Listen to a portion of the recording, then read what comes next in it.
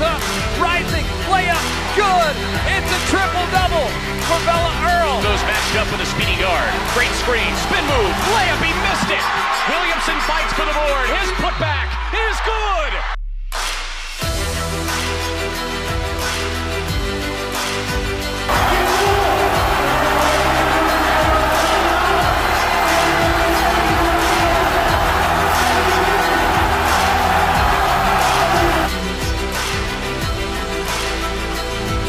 And welcome back to the Straight Outta WAC podcast as we continue our tour around the WAC on halfway week.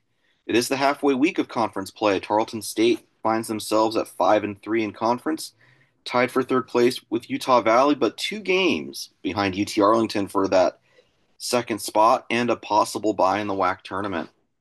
We're joined by Arieona Rosborough of the Texans, who will be a member of my all-newcomer team when that article publishes later this afternoon on Wednesday. Arieona, thanks for joining us this morning. Busy homestand this week with the with Seattle and Utah coming out. Yes. All right. First of all, as I alluded to, it is National Girls and Women in Sports Day. You were a multi-sport athlete in high school. Just talk about what this day means to you. I think it's really special, like for us to have a day for everyone or all the women to get recognized, no matter what sport it may be. And I think it just really setting a tone for across the world for all the little girls out there that they can just do whatever they want, inspire to do whatever they can do, because I see women all around doing other sports and stuff. So I feel like it's good just to have like those role models out there to inspire them just to do anything that's possible. Is one of your favorite parts of college basketball just, the after game autograph session where the high school travel team, high school teams that are there come up and do autograph sessions, or AAU travel teams? Are those your favorite parts of the process? Yes, I think especially the autograph. I feel like when you're younger, you're you don't think about it how I felt towards you, whatever, when you're younger. And then as you get older, I'm like, dang, all those little girls out there really have your autograph. And you really think about it, they're actually looking up to you. And so it's you're kind of looking at it the then versus now. And for example, I had an autograph when I was younger, and we had an autograph session and went to go get, I think, Odyssey Sims. And I was at the time I was a big basketball fan, but now looking back, I'm I'm even bigger fan now. So it's kind of just seeing the process is really fun. Texans coming off a 2-0 trip to the Beehive State. I gotta admit, whoever took the pictures of that, what looked to be hibachi place, that looked pretty good. It was. What's been clicking for this group so far this year? Obviously, you guys have a much improved offense. You're third in the conference in conference scoring offense at just under 71 points a game. What's clicking on that end for you guys? I think it's more so we had a new team, so we knew from the jump that we had to establish the gel very quickly and establish chemistry. And I feel like we've all been trying to get on the same page and just really trusting the process, and knew that it wasn't going to happen in the first 2 or 3 games. It was going to come over a period of time. And so I feel like now everything is really just clicking, and we're just really trusting each other and just keep pushing each other each and every day. About the only thing missing from the Texans' profile body of work so far this year is one of those narrow fourth quarter wins in the last, minute and a half type thing. Mm-hmm. You certainly had your chances. UTEP on opening day, CBU in Riverside, GCU in Wisdom. What is how razor thin is the line in those kinds of games? And what do you guys have to do to get one of those down the stretch here in the second half of WAC play or in Vegas? I think it's really just taking care of the ball, I think, earlier in the game, so we don't have to find ourselves in that position later on. And so I think, but honestly, though, all those moments are really, really just testing us, and we don't really look at them as losses, but really as lessons. So it's all those we just keep learning from each and every time, when that does happen. And then hopefully the next time we get in, we can just complete it and not really have to we can minimize those errors and the stuff that happens early on, and vice versa, whatever. Talk about your Tarleton journey. You were a decorated player at the Division III level at Mary Hardin Baylor. Talk about when you decided you wanted to throw your name into the portal and see if you could go find a Division I program. And was that at the end of last year? Was it, halfway through last year? When did you kind of make the decision to jump into the portal at the end of the year and say, "Hey, I want to try my hand at D1"?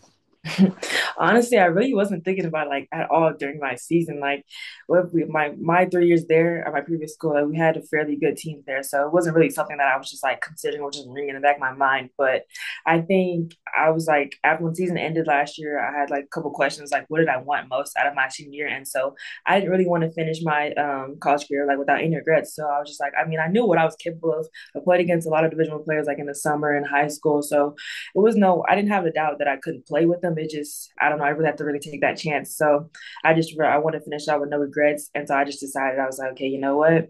I want to at least when I finish, I would say that I tried it and I did it. So I didn't want to finish and say, oh, I wish I could have did this. I wish I could have entered the portal. So it's a matter of just trusting the process.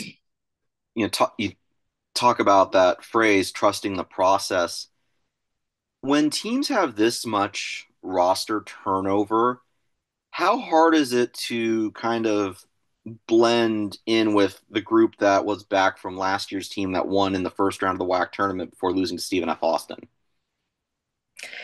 Um, I'm not gonna say like I not say tough is the word, but it was definitely different. Like coming from a program where it's just like you don't really have those all those like I think players like here there, well, either like 1 through 5, you kind of have like 1 or 2 people. But I think really it's just a matter of just talking with the team and just like everyone's play style kind of all really just meshed together. So it's not really one. I guess can just like take over per se or whatever. But I think we're all just everything just really matched equally. Um, Talk about some of the goals this group had when the year started. Um, the slogan "Expect more, demand more" for you guys. What does that mean to you as a player? Well, I think that means it's just holding each other accountable. So it's like we can't expect more, demand more if you're not doing more and expecting more of yourself. So it's just like it's kind of really like you preach or you teach what you preach, or should I say, so whatever. So I think really we're just kind of just taking it one day at a time, and really just I think really just like just taking it one day at a time and really just like getting in and put in the work. And like even the work is not going to come overnight. Like okay, you get do something this week, don't expect it to happen in the next game. It's going to come over time. Like it's going to translate. So we're just really not expecting things to happen right away, but eventually in the end, like it's going to all come together. You come to Tarleton State as they say goodbye to Moody Coliseum in its final year as the home of the Texans. On the basketball side, it'll be the volleyball facility going forward. How important is it to this group to send Wisdom Jim out with as many wins as humanly possible, and who knows, maybe make a splash in Vegas? I think it's very important because I feel like really like I feel like how we finish this season really determines the mentality and what the path is for the next year's season and the teams after that and so on. So I think really and also we have a lot of seniors, so it's like we kind of have like oh it's our last year, we can't get it back. We can't say oh we have next year this and now it's like this year or nothing. You're a sports management major at Tarleton State, if I read your bio correctly. Yes. What do you want to do with that degree? Um, Job wise, I don't know specifically what I want to do, but I do know I want to be around sports, and so I know I want to like be around sports, but I don't want to like be in the camera. I really like want to be like behind the scenes or whatever, and like I want to either like be like on a college team, like college athletics, or just something whatever. I just don't know like job wise like specific, but I do know about sports. Like an SID or an ops person? Yeah, just something. I don't know. Um, I was an ex-Division II college volleyball line judge. I spent 4 years line judging in the California Collegiate Athletic Association, on top of 4 years officiating high school volleyball. So officiating's there too. Yes, I've been told. And at least in California, I'm pretty sure it's the same in Texas. The money is really good. Mhm. Um, Talk about how would you describe the personality of this Tarleton team? Personality. I would think very motivated. I feel like because we have returners from last year, so you kind of have people who've been there and seen like what happened last season and previous year before that. Then you have new people who's kind of want to make a name for themselves or make a name for Tarleton, put us on the map because really nobody's really looking for us. So it's just like we're just going in and taking it day by day and really just putting in the work really. And I think really just staying motivated and always wanting more. So I'll tell you this much: you had a lot of eyes on you guys during that GCU game. I was rushing home from a golf tournament that day just in time for that tip-off. I actually had Clayton Neville's radio post-game show on my walk home from the course Mhm. that afternoon. Literally ran to the restroom and then turned on the computer just in time for tip-off. So you guys have drawn a lot of attention um, with some of those close ones. Looking at the second half, what's the biggest thing this team needs to work on to make up those two games on UT Arlington? Because you guys still have two with Seattle, two with Utah Valley. UT Mhm. Arlington still has two with CBU, two with GCU. What do you guys have to do better over the last month to maybe get yourselves into that position for a bye? I think it'll be two things. One is to control what we can control, and that is ourselves. And then two would be, I think it's just consistency, just being consistent each game and every now. And I feel like that's where we kind of have those games where we kind of let go a little bit because we haven't been consistent and taking care of the ball and getting stops on defense and rebounding the ball. So I feel like those two are the main things what really is going to help us this next go round. I think people don't think of Tarleton State as a really solid three-point shooting team, but you guys have had some really solid nights behind the arc. I mean, the 12 against Utah Tech and Wisdom, I mean, that, I'll be honest, I was watching that game and there was a point where my jaw really hit the floor at how well you guys shot it from beyond the arc. Just maybe talk about how underrated maybe this team is on the offensive end because we think Bill Brock teams, especially last year, they were, I think it was second in the conference in scoring defense, but now you guys are among the leaders in scoring offense. Just talk about kind of that switch and dichotomy.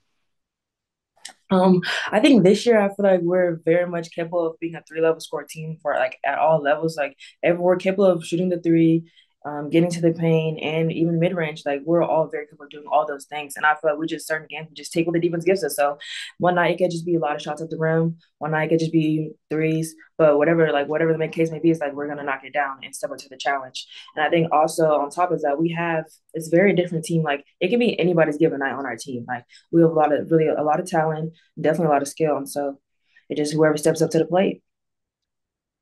You know, you guys just came back off of the Beehive, the Southern Utah trip. Um, what's your favorite part about the road in college basketball? I think mine would be the food. I like to Are eat, you so like like the team's foodie? Are you the one that's trying to tell the GA where to go or no, what to not have really. I'm delivered? just honestly, I'm just always like, what are we eating? Like, since we get on that team, like, what are we eating? We're like, what's for lunch? What's for dinner? What's for breakfast? It's just like, I don't know. Um, as a senior, are you kind of developing a an appreciation for road trips now that this is your last go? Yes, definitely. Because when road trips means you don't have to go to class. So hopefully nobody heard that. But I don't know. I think it's very just appreciative and like being on the road is just fun because it's just more time you get to spend with your teammates and really just you really don't get those memories back. And I think I'm really cherishing this year because this is a new team I'm part of. So it's like this is like my last year. So it's like I'm just gonna cherish it as much as possible. So And you're getting to experience a lot more of the country than you might have at the Division 3 level. mhm. Like if you look at the WAC, you know, 5 states, 3 time zones, Mhm. and a lot of different climates and cultures um and some coach and that's obviously experience to be valued too, right? Yes. Um who was it? I think last year Abilene Christian took a trip to the Naval Academy Mhm. over the Thanksgiving break just to show that you know ability to enjoy different parts of the country and see different things. Um, as you look back at your career, what's the biggest thing that you want to be remembered for at Mary Hardin and at Tarleton State? I think the biggest thing I remember is just really just I think bring a lot of energy and just always being the one just to lift my teammates. Someone just having a bad day or really need to pick them up. I feel like I'm always like, hey, you can do this, you got this, whatever. Because it just there's too many opportunities where we can where like things happen and you can just really just let that go. And really, I think I'm the type to really have like a next play mentality or just next to like don't dwell on things that happened 2 seconds ago and just be ready for the next one. And it doesn't really have to be basketball related, even with schoolwork, off the court stuff. It's just like it's just we have too much time on our hands, and so life is short. So Are you guys just as competitive in the classroom as you are on the court in practice? yes, like we actually have like academic groups like within our team, and we kind of like challenge each other to see who's gonna have like the highest GPA, and so we kind of get rewarded for it depending like who wins. So Um, what's the biggest piece of advice you would give a high school senior that's going through the recruiting process right now? um, let's see. I would say I feel like I don't know, I feel my experiences was a little different, but I think it still applies. But I would say just definitely go where you want to go where you will play, in my opinion. Don't go because of the name. Don't go because people are going there. Go where you feel like you're gonna play and develop, should I say. I feel like those things were two very important to me. You feel like a lot of the issues with the high number transfer portal movement are because players aren't finding that right fit for them on the first go around. Mhm. Um, they're seeing name first and then playing opportunity second. I think so. I mean, it may not be the case for all recruits, but I feel like that kind of what happens majority of the time. But yeah. Talk about what life is like in the portal. I've heard coaches liken it to speed dating. Is that a true analogy? Um, I guess. I mean, when I entered the port, I kind of it was really like a really last minute thing. Like I think I entered like on the last day, so I don't know. I don't really know if it's like really speed dating, but I think it's. I'm just trying to think. Like just imagine. I feel it's like let's say you post something and you're just getting like a lot of like likes and comments. I feel like it's just your phone just always blowing up. I feel like that's just how it is. I don't know how to explain it. It's like an Instagram post that just you get hundreds and hundreds and hundreds of likes on over a 24-hour period kind of thing. Mhm. I feel like it's like yeah, I feel like your own little way of feeling like you're like famous a little bit, and then that's it. Um, all right. We're going to do a little something called getting to know the Texans and Mhm. then a rapid fire to close out. Okay. All right. Who is the team's biggest foodie? Like, or biggest, who's got the biggest sweet tooth on the team? Oh, sweet tooth. It probably that has to be one of the freshmen, either Malaysia or Mimi Markai Willis, one of the two. All right. Um, if not basketball, what sport would you have played in college? Ooh, it would have been. I would have went to college for track. I almost did actually. So you were getting recruited for track and basketball? I had like maybe like two schools like for track, but I chose basketball because I kind of wanted to eat whatever I wanted, and so track I did like high jump and hurdles, and I was like, I'm not that disciplined, so. All right. Um, what has been your favorite road trip in the WAC thus far? Is there a trip you're looking forward to in the second half of the year outside of Texas? Um, let's see. Well, for the WAC, I would have just say Cal or CBU because I've never been to California, so that's why I was really looking forward to that trip. But if I had to pick, I would just say UTA because it's closer to home, so I would have a lot more family that can see me play or whatsoever. So that's one. Yeah, you guys happened to come out to CBU on the windiest week of the year, Yes, we did. um, and like here, like they actually shut our power off to kind of prevent wildfires when it's like that. Oh So wow. um, yeah, that's got always be a fun trip when the visiting team is coming out in the middle of a wind event and fires like that. Uh, what is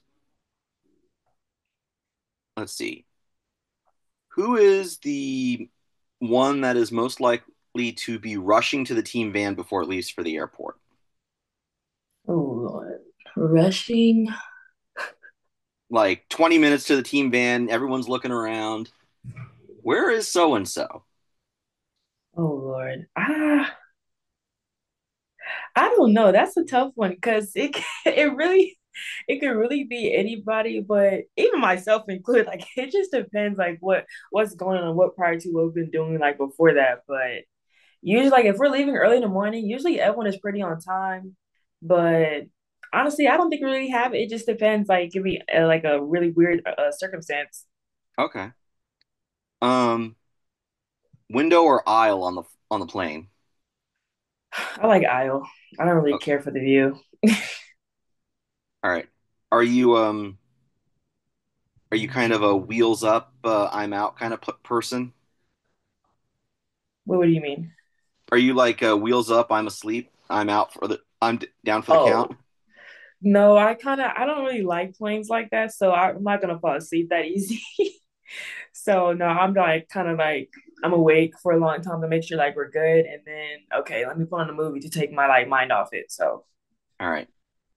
All right, we'll close with a little bit of a rapid fire here to close us out.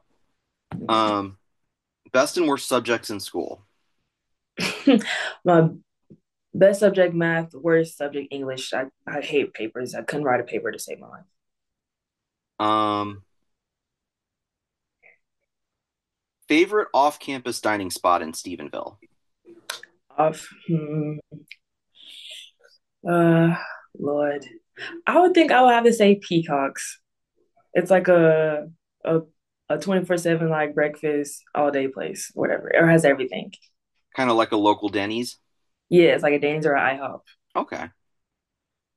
Um, what is one show that is on the Netflix, Hulu, Peacock, Tubi, Paramount binge watching list right now? Right now, I would say the rookie right now. Okay. Let's see.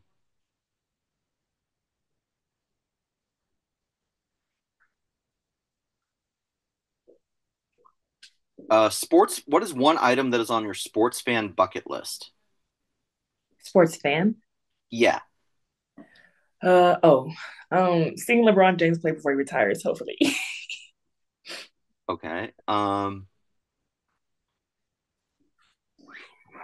And let's see. Karaoke go to. Karaoke go to. I don't really like singing like that, so karaoke. I think it had to be. Well, if I had to pick, it had to be any Nicki Minaj song. All right. Tarleton State resumes WAC play on Thursday night with a home game against Seattle U as they chase the second bye in the WAC tournament, 2 games out behind UT Arlington to start the second half of the season.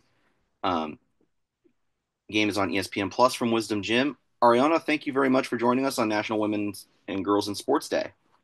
Thank you. Thanks for having me. Thanks for listening to the Straight Outta Whack podcast. You can find us on Apple Podcasts, Spotify, and other podcasting platforms. Be sure to subscribe so you never miss an episode. Remember to follow Whack Hoops Nation on all your favorite social media platforms.